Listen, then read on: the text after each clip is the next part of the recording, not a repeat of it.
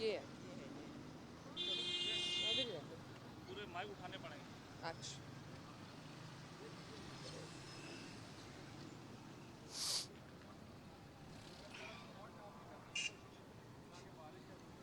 चले, इतनी लंबी नहीं करूंगी, मैं सियासतदान नहीं हूँ।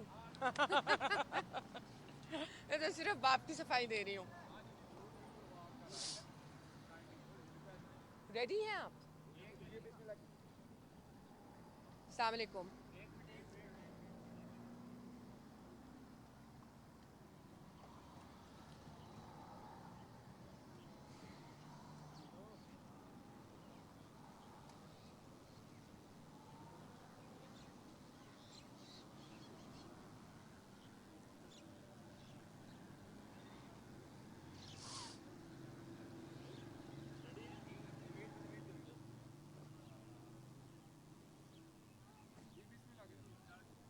चले शुरू करो। अस्सलाम वालेकुम जी, शुरू करती हूँ। इन्ना लिल्लाहि व इन्ना लिल्लाहि राजिऊन। क्यों? क्योंकि आज इस कोर्ट में अदलो इंसाफ का कत्ल हुआ है। इंतहाई इंतहाई बेरहमी से हुआ है। हुआ क्या, मैं आज के थोड़े से मनाजिर आपके सामने रखती हूँ। अभी खान साहब सेक्शन 342 CRPC क्रिमिनल कोड, उसके तहत अक्यूज जो हैं अपनी स्टेटमेंट्स रिकॉर्ड कराते हैं एंड में। खान साहब अभी अपनी स्टेटमेंट रिकॉर्ड करा रहे थे, जज साहब उठ के चले गए। आधे घंटे के बाद वो आए। उन्होंने खान साहब को कहा जल्दी से रैप अप करो। उन्होंने रैप अप की अपनी स्टेटमेंट। उसके बाद जज साहब ने फरमाया मैं आपको नहीं, उन्होंने सॉरी, पहले उन्होंने कहा खान साहब साइफर कहाँ है? उन्होंने कहा जी PM ऑफिस में। उसी सांस में उन्होंने फरमाया खड़े होकर कि आपको मैं दोनों को 10 साल की कैद सुनाता हूँ, और भाग गए। ऐसे दौड़ लगाई जैसे तुम दबा के भागे हैं। कोई ट्रेन पकड़नी थी। भाग गए वहां से। ठीक है जी, इंतजार करते रहे। मेरे वालिद शाह महमूद कुरैशी कहते रह गए सर अभी तो मैंने अपनी स्टेटमेंट ही नहीं रिकॉर्ड कराई। सर, मेरी 342 की स्टेटमेंट रिकॉर्ड नहीं हुई, आपने कैसे जजमेंट दे दी है? कहाँ गया इंसाफ? शोर मच गया कोर्ट में कि जी इंसाफ नहीं हो रहा, ये क्या हो रहा है?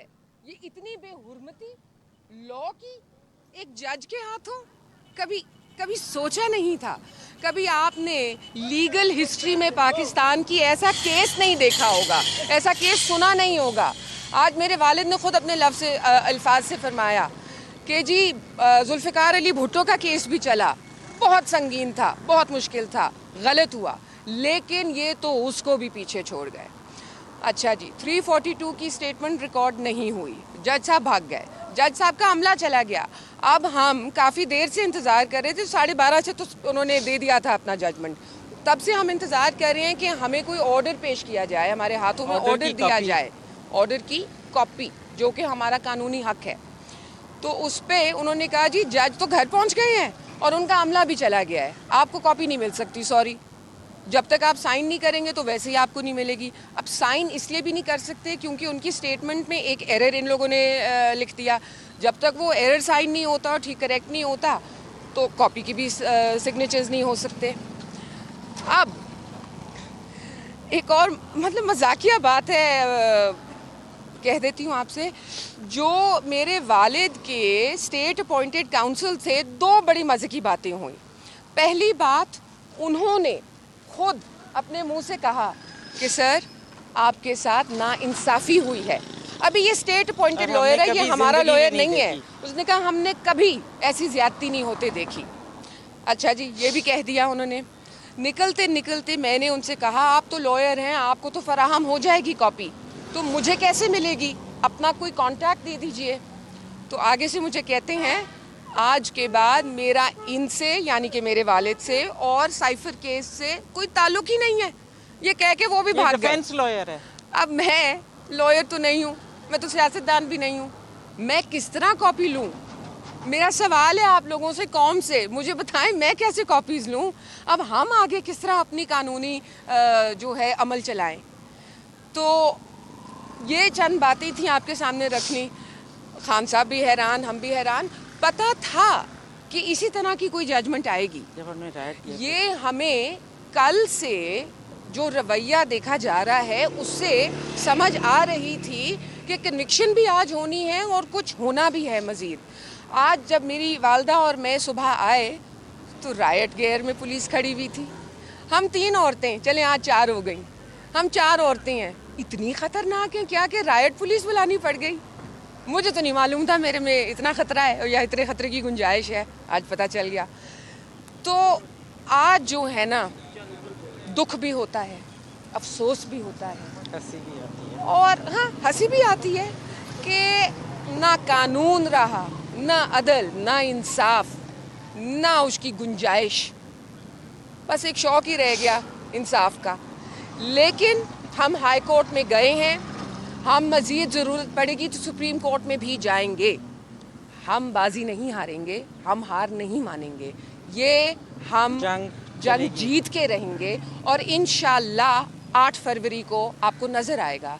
जाने से पहले एक ज़रूरी बात कहना चाहती हूँ जो कि खान साहब और शाह साहब ने कही है, मीडिया के जो भाई अंदर हैं उनसे तो ऑलरेडी कह चुके हैं, उनके अल्फाज में भी दोहरा देती हूँ।